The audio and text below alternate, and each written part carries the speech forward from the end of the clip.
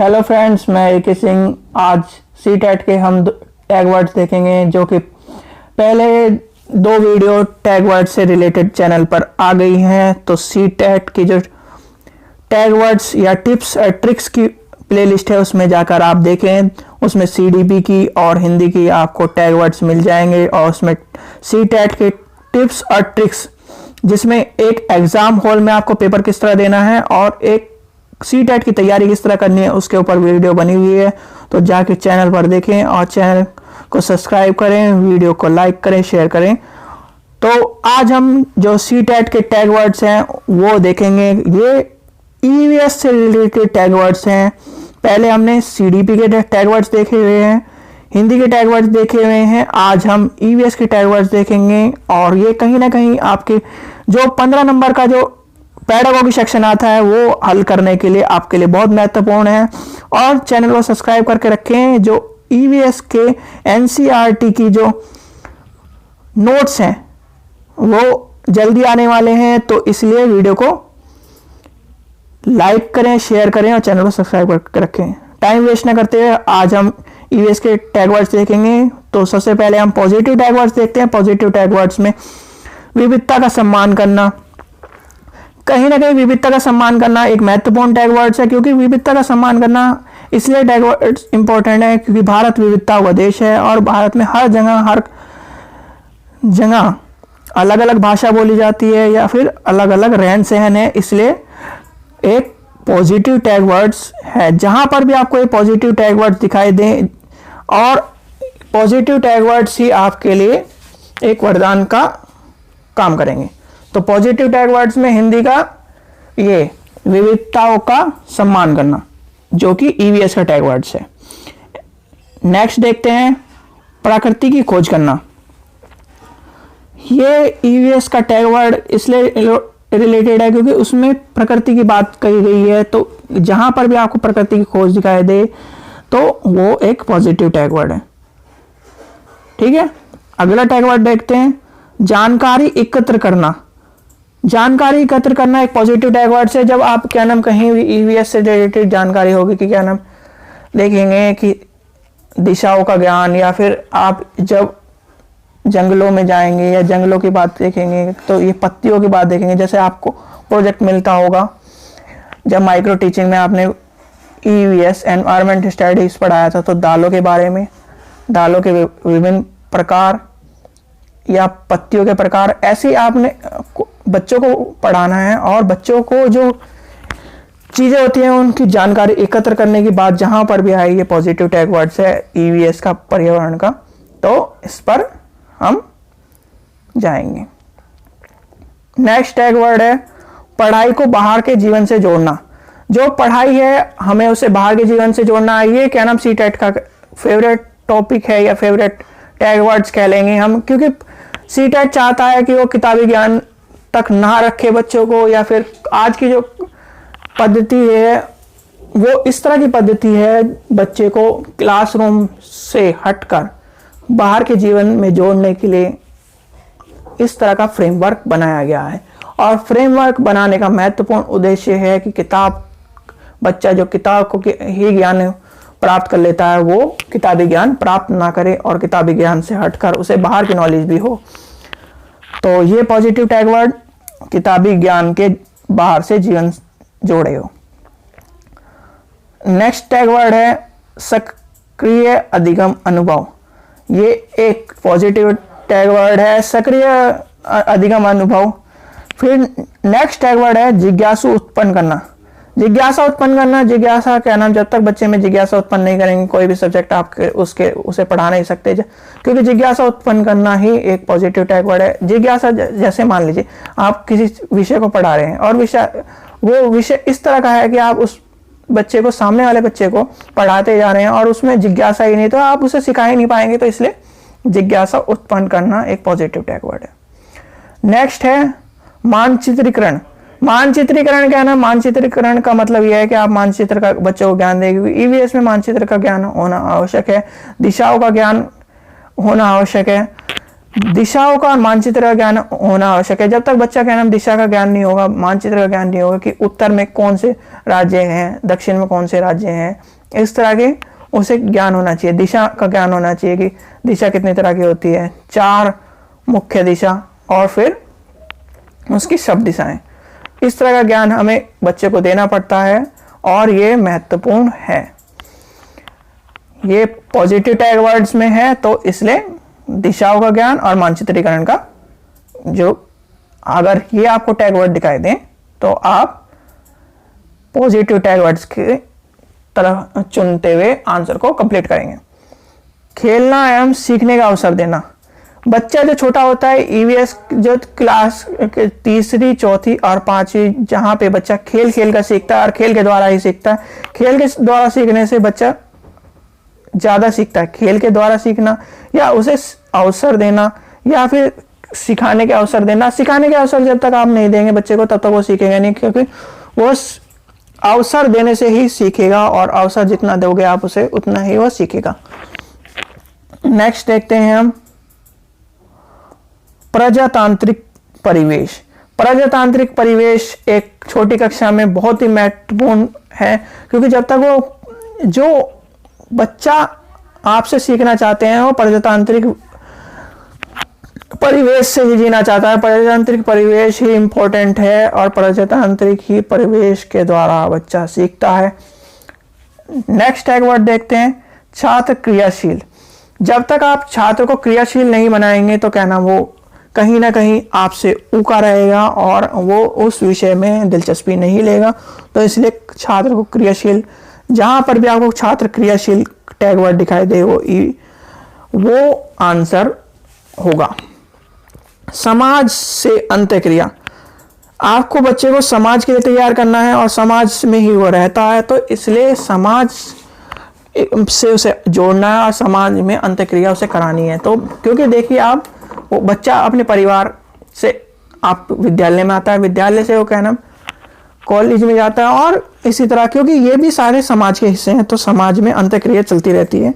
तो जहां पर भी आपको समाज से अंत्यक्रिया दिखाई दे तो वह आंसर होगा। परियोजन कार्य। परियोजन कार्य जब बच्चे जहां पर दिखाई दे, परियोजन कार्य एक पॉजिटिव टैग वर्ड है। परियोजन कार्य जितना ज्यादा बच्चे को आप परियोजन कार्य देंगे वो उतना ज्यादा चीजों को सीखता है और परियोजन कार्य के द्वारा ही वो कर करके सीखता है। दृश्य श्रवण सामग्री। दृश्य सामग्री मतलब ऑडियो विजुअल ऐड के द्वारा हम बच्चे को बहुत सारी चीजें सिखाते हैं और ऑडियो विजुअल चीजें ही बच्चे को जब देखेगा और उस चीजों को सुनेगा तो क्या नाम वो ज्यादा से ज्यादा सीखेगा। और दृश्य श्रवण सामग्री उस चीजें की दिखाई जाती है हम जो कि हम उस समय कक्षा में उपलब्ध नहीं करा सकते या क्या नाम वहां पर जा नहीं सकते। जैसे हिमालय का दृश्य ऑडियो विजुअल ऐड दिखाएंगे तो वो उस चीज़ों के बारे में, हिमालय के बारे में ज़्यादा जानेगा। वास्तविक अनुभव प्रदान करना। वास्तविक अनुभव प्रदान करना सीटेट का फेवरेट विषय है। वास्तविक अनुभव प्रदान करना 2011 से आप 2020 के पेपर में देखना। एक क्वेश्चन आता है कि आप बच्चे को फैक्ट्री के बारे में या फिर इस तरह की चीज़ों के बारे में आप उसको अनुभव कराना चाहते हैं तो क्या करेंगे? उसे टेलीफिल्म दिखाएंगे, उसे क्या नाम अपनी किताब में चित्र दिखा देंगे और इस तरह का एक उसे वास्तविक अनुभव प्रदान करने के लिए उसे फैक्ट्री का टूर कराएंगे या फिर उसे दिखाने लेके जाएंगे। या फिर जंतर मंतर वाला आता है, जंतर मंतर, या फिर आप हिस्टोरिकल मोमेंट के लिए जाएंगे। तो जब वो वास्तविक जीवन से जुड़ेगा, जब वास्तविक चीज़ों को देखेगा तो उस चीज़ों को ज़्यादा देखेगा। ये इसलिए ये एक पॉजिटिव टैग वर्ड है।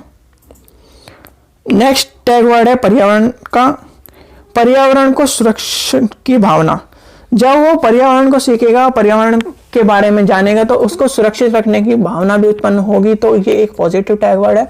और पर्यावरण के बारे में वो जानेगा, जैसे पॉलीथीन बैग है, पॉलीथीन बैग में सामान नहीं लाना, कपड़े के थैले में बैग सामान लाना है। तो इस तरह की जो भावना उत्पन्न होगी, पर्यावरण को सुरक्षित रखने की, लकड़ी नहीं काटनी, पौधे लगाने। तो जहां पर भी आपको इस सुरक्षित रखने की भावना दिखाई दे आंसर में तो एक पॉजिटिव टैग वर्ड है और ये आप लगाना। व्यापक, प्रोत्साहन और विस्तृत। ये तीनों क्या नाम जहाँ पर भी दिखाई दें ये पॉजिटिव टैग वर्ड है। प्रोत्साहन करना, जब प्रोत्साहन करेंगे तभी बच्चा क्या नाम आगे बढ़ेगा और उसी चीज़ को ज़्यादा से ज़्यादा सीखेगा। तो अब अगला देखते हैं। अगले हैं हमारे negative tag words. Negative tag words में क्या है? व्याख्यान करना। जहां पर भी व्याख्यान करना आए, वैज्ञानिक शब्दावली आए, वैज्ञानिक शब्दावली आप बच्चे को याद कराना चाहते हैं तो याद कराने के लिए सीटेट नहीं देख कहता, बच्चे को करके सीखने की बात करता है। तो वैज्ञानिक शब्दावली का मतलब ही है याद कराना, क्योंकि वैज्ञानिक शब्दावली का जब दौर आता है वो आता है कहीं ना कहीं प्राइमरी के बाद का दौर जो होता है वैज्ञानिक शब्दावली। वैज्ञानिक शब्दावली में भी उसमें भी हम जो पहले सीखते हैं वो नॉर्मल सीखते हैं और उसके बाद वैज्ञानिक शब्दावली आती है और पद्धति आती है जो कि हमें याद ही करनी होती है। व्याख्यान करना, बच्चे जो छोटा है वो व्याख्यान नहीं कर पाएगा, वो अपनी चीज़ों को बहुत ही सरल तरह से कहता है, इसलिए व्याख्यान करने वाली जहाँ पे बात आए वो एक नेगेटिव टैग वर्ड है और इस पे जाना नहीं है, आपको इससे बचना है। देखें अगला टैग वर्ड देखेंगे, दंड देना या डांटना। दंड देना या डांटना, बच्चे को क्या नाम है, आप दंड देने जाते हो एक क्लास में या डांटने जाते हो तो बच्चा अगर दंड देने की बात आएगी, जहां पर भी दंड देने और डांटने की बात आए उसको क्या नाम आंसर को छोड़ देना है, अगर क्योंकि आप वास्तविक जीवन से उसके क्या नाम रियल मॉडल हो, उसके सब कुछ भगवान हो, पिता हो या फिर माता हो, तो इसलिए आप उसे दंड नहीं दे सकते, ना आप पीट सकते। अपने बच्चे को मानकर उसे आपको सिखाना है, एक अच्छा नागरिक बनाना है या फिर एक अच्छा स्टूडेंट बनाना है। ग्रेड या रैंकिंग, ये सीडीपी में भी क्या नाम आया था, ग्रेड रैंकिंग, और ये सारी जगह काम आता है। ग्रेड रैंकिंग हो गया, दंड देना हो गया, भेदभाव होना देना, ये सब चीजें इस तरह की है कि क्या नाम आप बच्चे को ना दंड दे सकते, ना डांट सकते, ना ग्रेडिंग के द्वारा उसे क्या नाम ऊपर नीचे दिखा सकते कि आपके फ्रेंड के A+ आ रहे हैं, आपके A आ रहे हैं, आप क्या नाम उसे ग्रेड के साथ रैंकिंग नहीं कर सकते, क्योंकि क्या पता वो नंबरों में अच्छा ना हो, किसी और अन्य विषय में अच्छा हो। आप उसकी काबिलियत को जाने और उसे जिस फील्ड में वो अच्छा है उसे उस चीज को के लिए मोटिवेट करें, प्रोत्साहन करें, भेदभाव ना करें। जैसे कोई भी बच्चा क्या नाम स्पोर्ट्स में अच्छा हो सकता है, कोई बोलने में अच्छा हो सकता है, कोई लिखने में अच्छा हो सकता है, कोई अन्य कामों में अच्छा हो सकता है, तो वो उसके साथ भेदभाव ना करें। तो भेदभाव का जहाँ भेदभाव, दंड देना, रैंकिंग करना, इस तरह के टैग वर्ड आए तो इनसे बचें और ये नेगेटिव टैग वर्ड है। अगला देखते हैं, उच्च कक्षा के लिए तैयार करना। एनवायरमेंट स्टडीज में जो क्या नाम इस तरह की बात आती है, वैज्ञानिक शब्दावली उच्च कक्षा के लिए तैयार करना है। उच्च कक्षा के लिए तैयार करने वाली जो बातें आती हैं वो नेगेटिव टैग वर्ड है। उच्च कक्षा के लिए आप तैयार कर रहे हैं बच्चे को, उसके वास्तविक जीवन से आपको जोड़ना है, उसे ज्ञान प्रदान करना है। उच्च कक्षा के लिए तो अपने आप ही तैयार हो जाएगा, तो आप उस काम को करने के लिए नहीं है, आप उसको ज्ञान देने के लिए हैं। तो उच्च कक्षा के लिए तैयार नहीं करना है, आपको ज्ञान देना है जिससे वो अच्छे से अच्छे अपने वास्तविक जीवन से उस ज्ञान को जोड़ सके और अपने जीवन को जी सके और अपनी चीजों को सीख सके। केवल मात्रा, ये केवल और मात्रा टैग वर्ड इस तरह के टैग वर्ड है, जहां पर भी केवल मात्रा ही इस तरह के टैग वर्ड सिखाए दें आपको तो उस टैग वर्डों से बचना है, क्योंकि ये नेगेटिव टैग वर्ड है और नेगेटिव टैग वर्ड आपके एक क्वेश्चन को बिल्कुल खराब करने के लिए बहुत ही महत्वपूर्ण माने जाते हैं। अगर इनसे आपको बचना है, अगर आप केवल लगा के आ जाएंगे, केवल कि जैसे मान लीजिए केवल में कोई सा भी आ गया कि इतना काम करना है, बस आपको केवल इतना काम ही करना है तो आप पास हो जाओगे। तो केवल मात्रा की निम्न मात्रा से आप इस चीजों को कर लो। तो ये केवल और मात्रा जो है ये नेगेटिव टैग वर्ड है, इनसे बचना है। उच्च कक्षा के लिए तैयार नहीं करना, अभी मैंने बताया उच्च कक्षा के लिए नहीं, उसे समाज के लिए या उसके जीवन के लिए उसे सिखाना है हमें। नेक्स्ट देखते हैं, सिर्फ ही रटना। रटने पर क्या नाम हमें सीटेट नहीं देता, या क्या नाम हमें कभी भी सीटेट या कोई भी पेपर या फिर हम बच्चे को रटने के लिए क्या नाम नहीं पढ़ाते। रटना एक पुरानी पद्धति है, जैसे क्या नाम पढ़ाते जाते थे कि 2 दूनी 4, 2 फिर इस तरह ये जो टेबल, ये रटने वाली बात, रटना नहीं है, आपको उसे सिखाना है, उसे वास्तविक जीवन से जोड़ना है। तो जहां पर रटना ही या सिर्फ दिखाई दे वो नेगेटिव टैग वर्ड है, और नेगेटिव टैग वर्ड से आपको दोबारा कहूंगा मैं बचना है। नेक्स्ट है याद करना या कंठस्थ करना। याद करने के लिए या कंठस्थ करने के लिए आप पढ़ा रहे हैं उसे कि ये याद करो कि पर्यावरण ये होता है, पर्यावरण वो होता है, पर्यावरण हमारे चारों तरफ, इस तरह नहीं, उसे कहना सिखाना है कि पर्यावरण हमारे चारों तरफ है, या फिर उसे कंठस्थ नहीं कराना। जैसे आपने देखा होगा भाषा और अर्थ, परिभाषा और अर्थ अलग अलग चीजें होती हैं।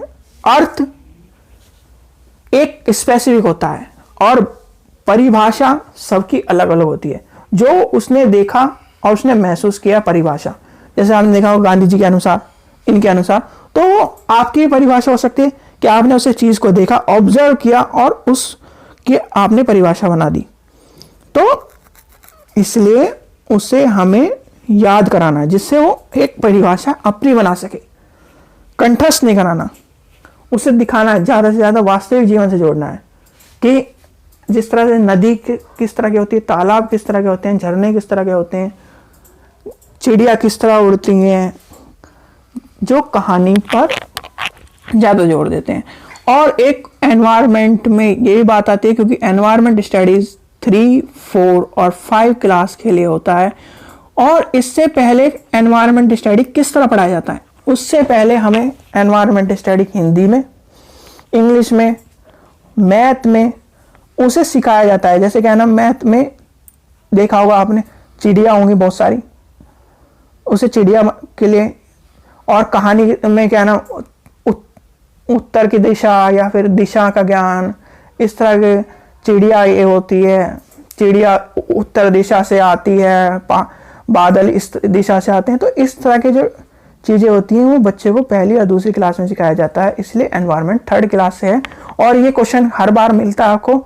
2011 से आपने पेपर, ओल्ड पेपर करे होंगे तो 2022 तक, 20 तक आपको ये चीज़ें मिली होंगी कि क्या ना, इस तरह का एक क्वेश्चन मिलता होगा कि जब पहली और दूसरी क्लास में बच्चे को किस तरह एनवायरनमेंट सिखाया जाता है। तो पहली और दूसरी क्लास में बच्चे को एनवायरनमेंट जो विषय है उसी में सम्मिलित होता है, तो ये आपको ध्यान में रखना है।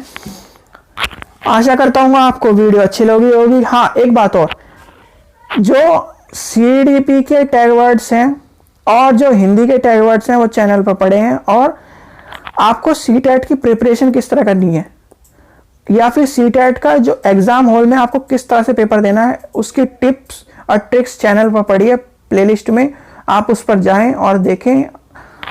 और इस वीडियो को ज़्यादा से ज़्यादा शेयर करें अपने फ्रेंड सर्कल।